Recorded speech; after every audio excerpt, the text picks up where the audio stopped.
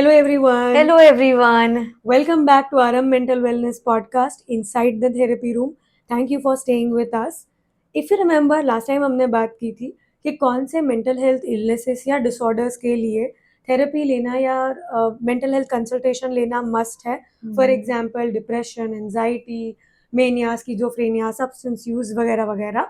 लेकिन please don't restrict yourself only to that. अगर आपको उनमें से होपफुली थैंकफुली कोई बीमारी नहीं है या इसमें से कोई भी सिम्टम नहीं है या कोई भी डाउट नहीं है, फिर भी आप थेरेपी ले सकते हैं, फिर भी थेरेपी हेल्पफुल हो सकती है. So today in this episode let's understand कि अगर फंक्शनिंग, मूड, थॉट वगैरह ज़्यादा डिस्टर्ब नहीं है या फिर डिसऑर्डर की रेंज में नहीं जा रहा है, तो थेरेपी कैसे हेल्पफुल हो सकती है. क्योंकि बहुत सारे लोगों को यही लगता है ना कि मैं थोड़ी पागल हूँ, मुझे कोई प्रॉब्लम नहीं है, तो मैं साइकोलॉजिस्ट के पास क्यों जाऊँ. Right. So today let's understand कि इन प्रॉब्लम्स के अलावा कौन साइकोलॉजिस्ट के पास आता है या आ सकता है. We have miss Rahisha, counselling psychologist with us from team आरम, who will share more on this. Right. And as you rightly said ma'am कि काफ़ी बार लोग सिर्फ एंग्जाइटी, डिप्रेशन और वो सब क्लिनिकल डायग्नोसिस के लिए नहीं आते. One such very common thing that I observe that people come for therapy is transition. कि काफ़ी बार उनको ऐसा लगता है कि टॉकिंग अबाउट मोस्ट कॉमन कि post breakup, post divorce, they know. I had this client जो उनके डिवोर्स के बाद आते थे. शी वेरी वेल न्यू कि अच्छा हुआ मैं वो झमेले से छूट गई, बहुत ही स्ट्रेस दे रहा था, लोड दे रहा था, and now I am free from all of that. She was happy, but then she didn't know how to get up with this new routine. क्योंकि इतने साल से वो रूटीन हो गया था कि सुबह उठ के हस्बैंड के साथ, इन लॉज के साथ ये करना वो करना. And then this new routine was not very suitable or adaptable for her, and hence she came for therapy for that. We have a lot of clients कि काफी बार वो अपने करियर के लिए या अपनी पढ़ाई के लिए नए शहर में जाते हैं और वहाँ एडजस्ट नहीं हो पाते. We have a lot of people की जो ऐसे काफी सारे लाइफ के ट्रांजिशंस, जैसे नई नई शादी कर ली और पता नहीं होता कि भाई अचानक से कैसे चेंज हो गया, सुबह जल्दी उठना पड़ा, इतनी रिस्पॉन्सिबिलिटी ले ली. तो ये सारे ट्रांजिशंस के लिए भी वो थेरेपी के लिए आते हैं. So lot of people also come for therapy for a lot of adjustment issues और इमोशनल रेगुलेशन के लिए भी आते हैं. Yeah, that sounds so nice to know that okay, it's not just disorders, but just to be yourself in this Yes. transition phase. Right. And since you mentioned breakup, divorce, and such stuff, um, was also thinking if you can throw some light on the relationship issues or the marital counseling people come for. Yes, definitely. So I have this client. She was she got married around 26. So she got married, and just after marriage, after 2 to 3 months of marriage, she found out that the husband was cheating on her. So that was obviously very shocking for her. And अचानक से just वो new routine से set हो रही थी, क्योंकि now that I got married to the person I love, she found out that the person just cheated on her. Apart from that, we also have clients की काफ़ी बार वो आते हैं कि ma'am I got into a relationship again, but मुझे वो पता ही नहीं चलता कि मेरा ex भी same way से मुझे छोड़ के गया था, क्योंकि वो मुझे ऐसे treat करता था. ये मेरा जो बॉयफ्रेंड है वो भी मुझे ऐसे ट्रीट कर रहा है, तो पता नहीं मेरे साथ ही ऐसा क्यों होता है. कि मैं शायद ना कोई तकलीफ मेरे अंदर ही होगी कि लोग आते सेम वे से मुझे हर्ट करते और चले जाते हैं. काफी बार लोग आते हैं कि रिलेशनशिप में, be it friendships, be it romantic relationships, वो आगे मुझे ऐसा बताते हैं कि वो मेरे से ज्यादा एक्सपेक्ट करते हैं. एंड अब मैं ना लोगों को दे दे के शायद थक गई हूँ, आई एम जस्ट डन. बट जब उनको देने की बारी आती है तब तो कोई मुझे दिखता नहीं है. Nobody is there for me. So therapy several times it helps in relationship issues as well. कि काफी बार थेरेपिस्ट आपके पैटर्न्स को समझते हैं, आपके बिहेवियर पैटर्न्स को समझते हैं कि ठीक है, लास्ट रिलेशनशिप में आपने ये बिहेवियर थ्रो किया था, उसकी वजह से ये हुआ, शायद इस बार भी ऐसा कुछ हो सकता है. काफी बार वो आपको बाउंड्री सेटिंग के लिए भी बहुत हेल्प करवाते हैं. कि जैसा ये क्लाइंट का था कि मैं लोगों को दे दे के थक गई, बट जब मेरे को लेने की बारी आई तब तो कोई था ही नहीं, और मैं इतना दे गई कि मैं इमोशनली एग्जॉस्ट हो गई. Now I have nothing left with me. तो इन थेरेपी हम उनको बाउंड्री सेट करवाना भी सिखाते हैं. Apart from that, people come for therapy relationship issues में ही कि मुझे ना ये बचपन से मिला नहीं है, तो मुझे इस इंसान में थोड़ा भी मिलेगा ना तो मैं अटैच हो जाऊंगी। दे obviously don't understand this and they explore this in counselling. But काफी बार ये भी होता है कि जो बचपन में उनको नहीं मिला है, like I had this client that she was emotionally neglected in her childhood, कि पेरेंट्स तभी ध्यान देते थे जब वो टॉप करती थी। तो उसने क्या एसोसिएट किया कि इफ मैं टॉप करूंगी तो पेरेंट्स का अटेंशन मिलेगा। तो बड़े होके शी अडेप्टेड दैट कि मुझे मुझे किसी भी रिलेशनशिप में ओवरडू करना पड़ेगा in order to get the attention. So I think ये काफी कॉमन होता है दीज डेज कि जो बचपन में मुझे नहीं मिलता है वो growing up I would try to find it from other places. Now the worst part is कि मुझे बचपन में प्यार नहीं मिला, तभी किसी और का मुझे थोड़ा भी अटेंशन मिल रहा है, I would ignore all other personality, all other traits of the other person. I would only focus on the love that he gives. And जैसे जैसे वो अपनी पर्सनैलिटी में आता जाता है, जो हमने स्टार्टिंग में अवॉइड किया, बट देन जैसे लव फेड आउट होके पर्सनैलिटी फेड इन होने लगती है, तब रियलिटी पता चलता है कि this might not be for me. And then again the spiral that they have after that, जो डाउनवर्ड स्पाइरल होती है कि why did this happen to me, मेरे साथ तो कोई रहता ही नहीं, मुझसे कोई प्यार नहीं करता, why am I unlovable. Not only this, in a lot these days this happens quite frequently, पहले ये नहीं होता था, but people also come for couple counseling. I think this really fascinates me a lot, that two people willing to work together, and I think that is really good कि दोनों को पता है that we want to work it out, हमें करना है but पता नहीं होता कि कैसे करना है। So they come to counseling, पहले होता है उनका individual counseling, फिर होता है उनका couple में, and that's how we explore and try to mend the relationship well. Yes. And the beauty of this is that all of it is so scientific in nature, be it understanding personality pattern कि भाई क्यों मैं किसी से attach हो रही हूँ, या B it mending the relationship. Yes. कि अगर दोनों लोग एक दूसरे से बहुत प्यार करते हैं फिर भी इतने झगड़े या इतना गंदा क्यों हो जाता है एक दूसरे के बीच में। तो ये सब समझने के लिए भी साइंटिफिक असेसमेंट्स हैं, टूल्स हैं, और कुछ पैटर्न्स हैं, थ्योरीज है, जिससे हम समझते हैं कि ये चीजें हो क्यों रही है। B it relationship, B it married relationship, B it unmarried couple, be it couple who are thinking of getting married and wanting to get their psychological kundali match. So when you were talking about your client, मुझे याद आया, recently I'm seeing this couple, they've been dating for 2 years और वो लोग सोच रहे हैं कि शादी करें, घर पे बताएं वगैरह, जो प्रोसेस होती है हमारे यहाँ, and they have come for literally a psychological कुंडली मैच। वो कि हाँ एक्चुअली, एंड मैं भी बहुत खुश हो गई कि वाओ फाइनली, मतलब लोग ये भी समझ रहे हैं कि हाउ मच एवर अदर कुंडली matching is important, again not promoting और डिमोटिंग एनी ऑफ इट, लेकिन जितना वो ज़रूरी है उतना ये भी ज़रूरी है कि हमारे अटैचमेंट पैटर्न्स, हमारे लाइफ के गोल्स, हमारी पर्सनैलिटीज, नीड्स, हमारी वैल्यूज कितनी मैच होती है, right. to be able to fit with each other and live with each other for an entire life. तो इस कंसर्न से भी आ सकते हैं लोग थेरेपी के लिए। Yes, and this was actually very fascinating, psychological कुंडली मिलवाने के लिए। I hope many people can listen to that. Yeah, I really hope. And also ma'am talking about relationships, वो जितना इम्पॉर्टेंट होता है, a very important aspect of our life, उतना ही इम्पॉर्टेंट होता है career. And gladly 10th 12th के बच्चे आते हैं, they are so self aware कि मुझे ऐसे जाना है थेरेपी में, आई वांट टू नो कि मेरे लिए कौन सा करियर परफेक्ट फिट होता है, मेरे एप्टीट्यूड के हिसाब से, मेरी पर्सनैलिटी के हिसाब से, मेरी क्या शॉर्टकमिंग स्ट्रेंथ है उसके हिसाब से। And they do come for counselling, they do learn and they do want to explore कि अच्छा मैं क्या क्या फील्ड्स एक्सप्लोर कर सकता हूँ, मेरे अंदर क्या क्या strengths and all that.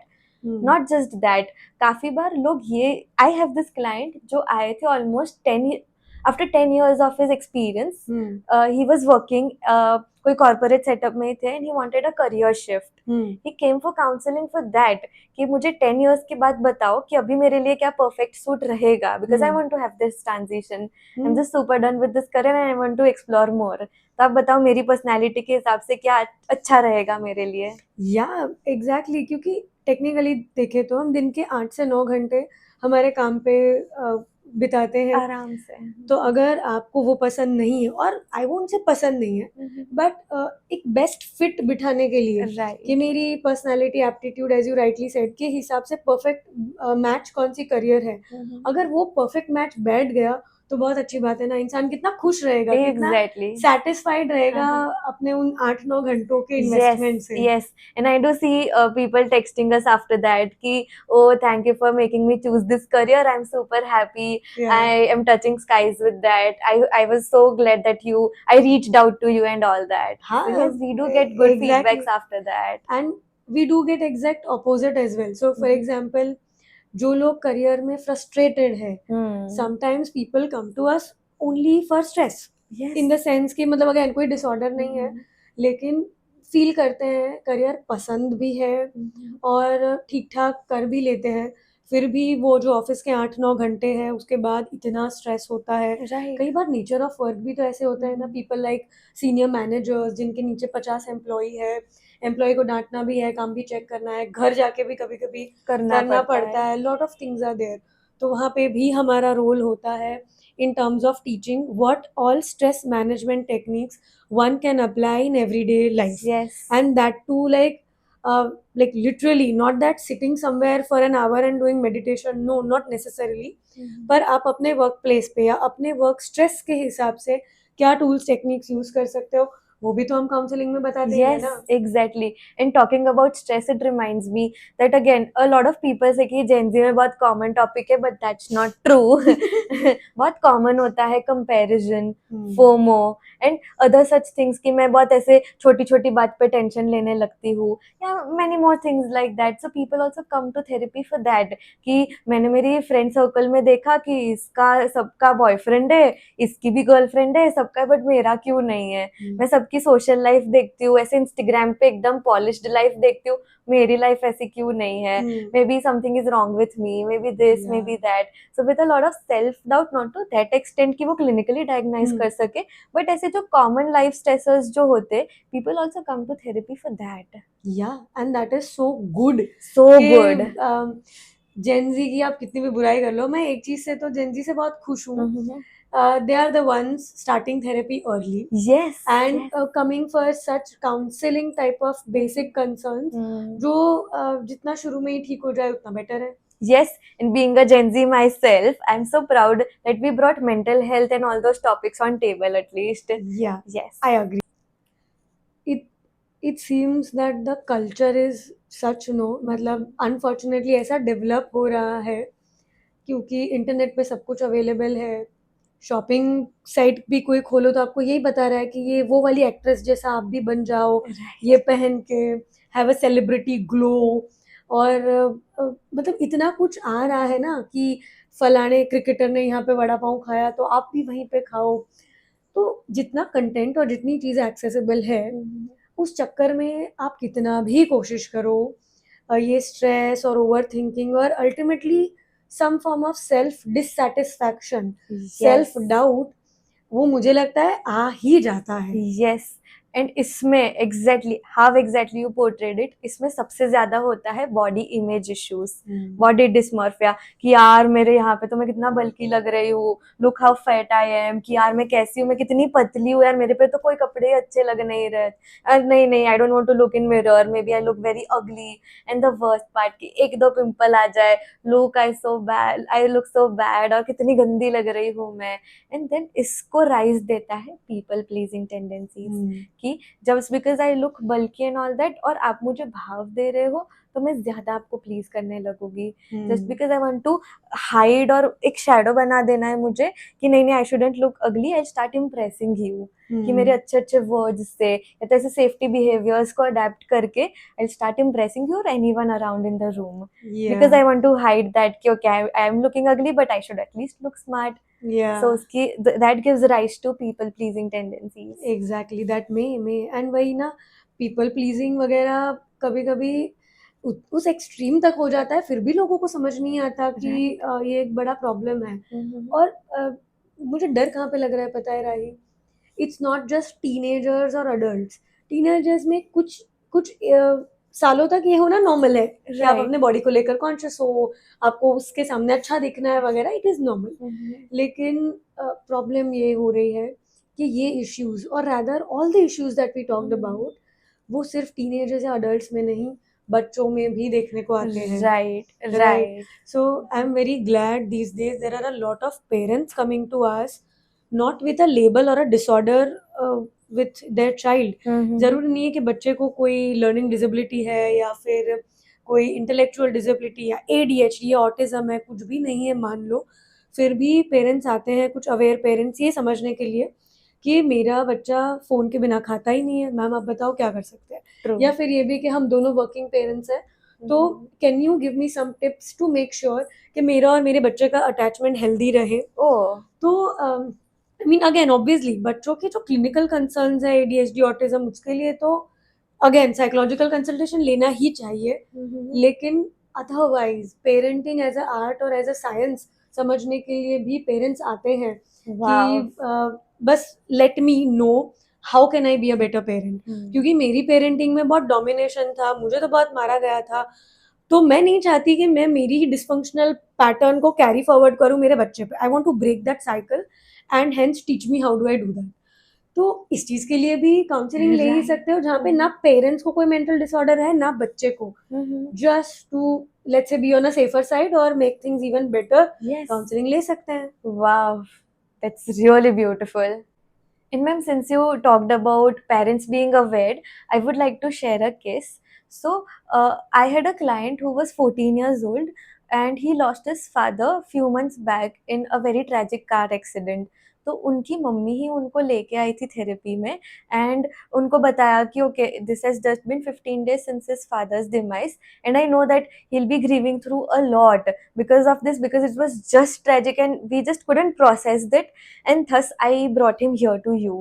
And I think that is so beautiful that parents are aware कि हाँ मुझे पता है कि मेरे बेटे को काफ़ी प्रॉब्लम हो सकती है since it was tragic, since it was the father's demise that happened. And this is also what people come to counseling for, कि एक बहुत ही इंटेंस इमोशन होता है जो है ग्रीफ, कि जैसे अभी प्लेन क्रैश का रिसेंट एक्सीडेंट हुआ था, तो उसके बाद जो ये इंटेंस इमोशन जब हम फील करते हैं, sometimes we don't know how to process that, and we can also come to therapy and counseling for that as well, to know how to process this intense emotion called grief. या so true, so true. और यही है ना राही कि या फिर अगर मैं वैसे सम अप करूं सुनने में ये सारे इश्यूज, Right. अगर किसी की डेथ हो गई घर में तो आज नहीं तो 6 महीने में इंसान बाहर आ ही जाएगा, फेयर। अगर मुझे बॉडी इमेज इश्यूज है, शायद बड़े बड़े होते होते ठीक हो भी जाएंगे। Right. अगर मैं गलत करियर ले लेती हूँ, कुछ तो करके मैं अपने आप को ठीक कर ही लूंगी। या फिर अगर रिलेशनशिप में झगड़े हो रहे हैं तो फ्रेंड्स वगैरह से टिप्स लेके या फिर डिस्कस करके कुछ तो उसको ठीक कर ही लेंगे। तो फिर इस चीज के लिए काउंसलिंग क्यों ले, है ना। ऐसा लग रहा Right. होगा आपको शायद कि ये सारी तो रोज की चीजें हैं, इसमें कौन सा बड़ा काउंसलर के पास जाना, उसके लिए क्यों पैसे खर्चे, ये वाला भी एक लॉजिक हो सकता है। But let me also put it this way, यही सारे रीजंस हैं, यही सारा बैकग्राउंड है जो पीछे चलकर 1 साल बाद, 2 साल बाद या मे बी 10 साल बाद या कभी भी डिप्रेशन या एंजाइटी को जन्म दे सकता है। True. अगर आपके टीनेज में बॉडी इमेज इश्यूज रिजॉल्व नहीं हुए, एज यू मेंशन, क्या पता वो पीपल प्लीजिंग टेंडेंसी में डेवलप हो जाए बाद में और उससे डिप्रेशन आए। अगर आपको बचपन में बहुत मार पड़ी है और पेरेंट्स को नहीं समझ में आया कि और क्या करे, क्या पता वही माँ को 50 साल की उम्र में गिल्ट से डिप्रेशन आ जाए। Right. राइट। अगर आपकी करियर आपके लिए ठीक चॉइस नहीं थी और फिर भी आप मेहनत करते गए करते गए करते गए और फिर समझ में आया कि यार मुझे तो हो नहीं रहा, मैं तो फेलियर हूँ, और उससे एंजाइटी ने जन्म लिया, Right. है ना। एंड सेम एज कि अगर घर में किसी की डेथ हो गई या किसी भी loved one, B it a pet B it a human, अगर आपसे आपका कुछ छीन गया और आप उसको प्रोसेस नहीं कर पाए, शायद आप हफ्ता 10 दिन में ऑफिस जा रहे हो, आपका रूटीन चल रहा है, दिखने में लगेगा अरे ये भूल गया सब ठीक है, पर अगर वो इमोशन अनप्रोसेस्ड रह गया, there is always a possibility कि वो आपके बॉडी में किसी और माध्यम से बाहर आएगा, निकलेगा, है ना। True. फिर 1 साल बाद आएगा माइग्रेन इश्यू हो रहा है, तो वो क्या है, वो Yes. यही तो है। So what we are trying to convey here is these non-clinical issues may sound very simple, may sound very not worthy of going to a mental health professional.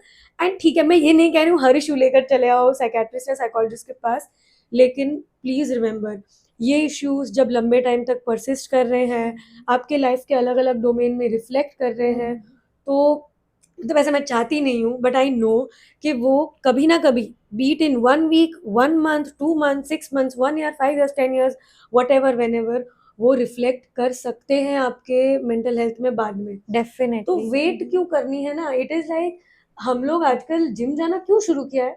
कौन सा मुझे आज डायबिटीज हो रहा है, नहीं ना. पर मुझे पता है कि क्योंकि लाइफस्टाइल ऐसी है, क्योंकि मेरी हैबिट्स ऐसी है, क्योंकि मेरे फादर को डायबिटीज रह चुका है, तो और मैं नहीं चाहती, तो एज अ प्रिवेंटिव मेजर हम जिम जा रहे हैं.